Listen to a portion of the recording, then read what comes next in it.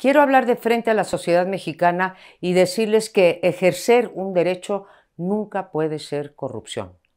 El presidente López Obrador ha tomado una tragedia familiar para mentir, lastimar y lucrar políticamente con ella. Hasta en la guerra, esa que él ha establecido contra sus críticos, hay códigos. No soy una corrupta como él afirma y por eso no voy a guardar silencio. Aclaro que, contrario a lo que afirman el director de Pemex y el propio presidente, no cometí el acto de corrupción del que me acusaron a raíz de la trágica muerte de mi esposo y padre de mis hijos hace casi 20 años. La acusación en mi contra se basa en un dicho que el presidente expone en su libro Gracias y que ha repetido una y otra vez en su conferencia matutina en los últimos días.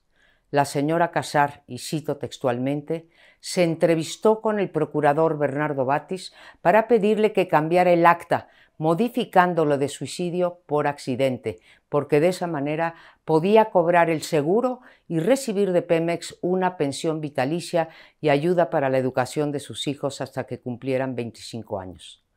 No fue el caso. El propio Batis ha declarado que no me conoce personalmente y que no recuerda nunca haberse reunido conmigo. Si tal cosa hubiese ocurrido, como escribe el presidente, tanto el entonces jefe de gobierno del Distrito Federal, el propio Andrés Manuel López Obrador, como su procurador, debieron haberme denunciado o al menos haberse negado a cometer tal ilegalidad.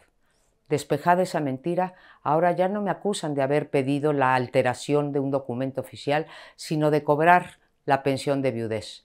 En efecto, la he cobrado desde hace 19 años y repito, ejercer un derecho no es corrupción. No hay ningún ordenamiento que establezca limitación alguna a las pensiones de viudez por la causa de fallecimiento.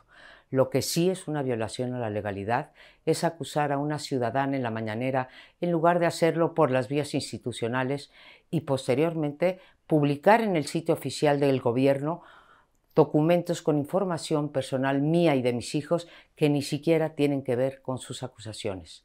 Ello es una violación flagrante a la ley de datos personales y al derecho a la privacidad. Falso que con la acusación que se hace en contra mía se intente combatir la corrupción.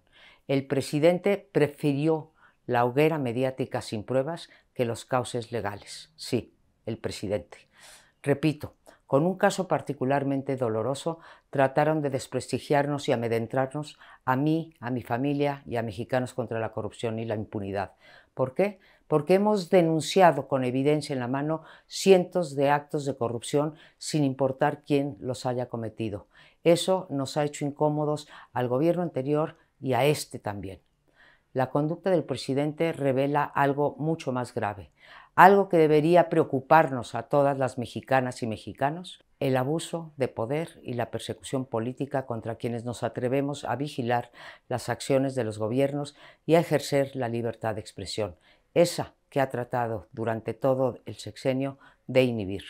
Ojalá y el presidente, en lugar de dedicar su tiempo a mi persona, se lo dedicara a las 186,000 víctimas de homicidio, a los 44 periodistas asesinados, a los miles de desaparecidos, a los feminicidios, a los cientos de activistas que han pagado con su vida por haber alzado la voz y a los 297,000 muertos en exceso durante la pandemia.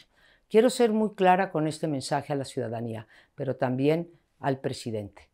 Ni yo, ni Mexicanos contra la corrupción y la impunidad daremos un paso atrás ante sus ataques y sus mentiras. Por último, agradezco las muchas muestras de apoyo, de cariño, de solidaridad recibidas y hago un llamado a todos los mexicanos y mexicanas que están cansados y hartos de la corrupción. Sí hay de otra. Sí podemos ser un país sin corrupción. Sí podemos ser un país sin impunidad y un país con Estado de Derecho. Y esto no depende de una persona o de un partido o de una organización.